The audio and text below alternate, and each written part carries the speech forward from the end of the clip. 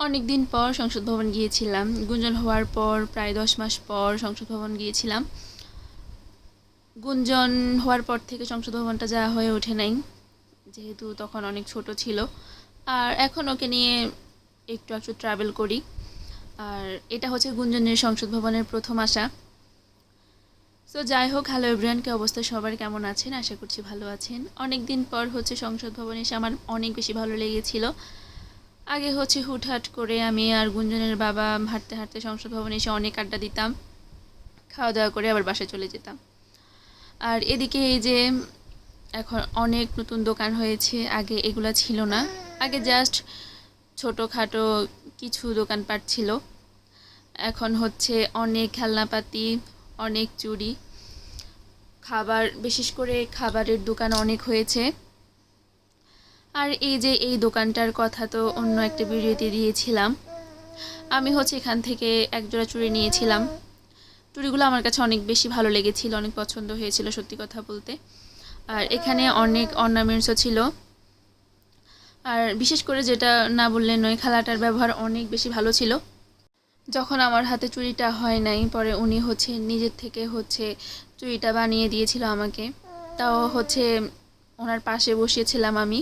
প্রায় 5 মিনিট, 5 থেকে হয়তো বা 7 মিনিটের মধ্যে হচ্ছে উনি দুটোটা চুড়ি রেডি করে দিয়েছিল আমাকে। বেশিক্ষণ টাইম লাগে নাই। বিশেষ করে ওনার আচার ব্যবহারটা অনেক বেশি ভালো ছিল। এটা আমি আগের ভিডিওতে বলেছিলাম। আপনারা যদি সংসদ ভবন যান তাহলে অবশ্যই ওনার থেকে চুড়ি নিতে পারেন। দামটাও সীমিত, একদম বেশি না। আর এদিকে যে উনি একটা চুড়ি রেডি করে নিয়েছে, আর একটা চুড়ি রেডি করতেছে। এরপর হচ্ছে আমি ওনাকে ওনার পেমেন্টটা বুঝিয়ে দিয়েছি। এরপর চলে এসেছি আমরা হচ্ছে ভাপা পিঠা খেতে। শীতকালে হচ্ছে ভাপা পিঠাটা আমার একটু বেশি পছন্দ, এজন্য হচ্ছে আমি ভাপা পিঠাটা নিয়েছি। আর গুঞ্জনের বাবা নিয়েছে হচ্ছে চিতই পিঠা। এদিকে অনেক রকমের ভর্তা ছিল, প্রায় 30 রকমের ভর্তা ছিল। ভর্তাটা খেয়েছি হচ্ছে ডিম চিতইয়ের সাথে। ভর্তাটা অনেক বেশি মজা ছিল। আর এদিকে আমার ভাপা পিঠা রেডি।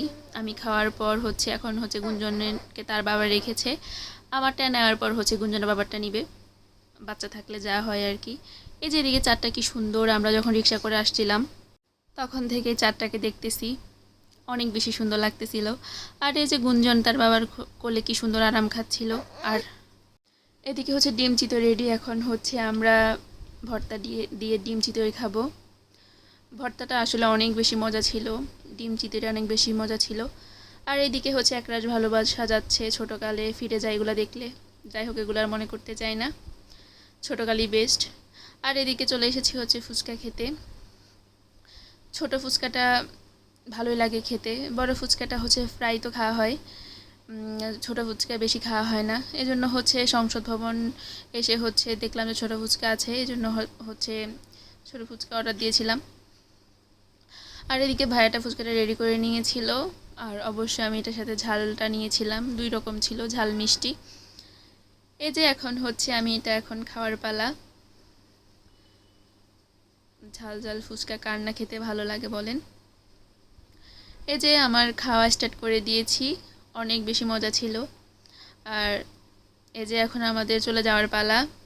যাওয়ার পথে যে আরও একরাশ ভালোবাসা দেখতেছি, এগুলো দেখলে হচ্ছে মনটা ভালো হয়ে যায়। এত পছন্দের জিনিসগুলো দেখলে, এগুলো হচ্ছে মেয়েদের দুর্বলতা। আর এখন কথা হচ্ছে ফুল দেওয়ার কারো সময় নাই, এখন শুধু হচ্ছে দেখব ফুল।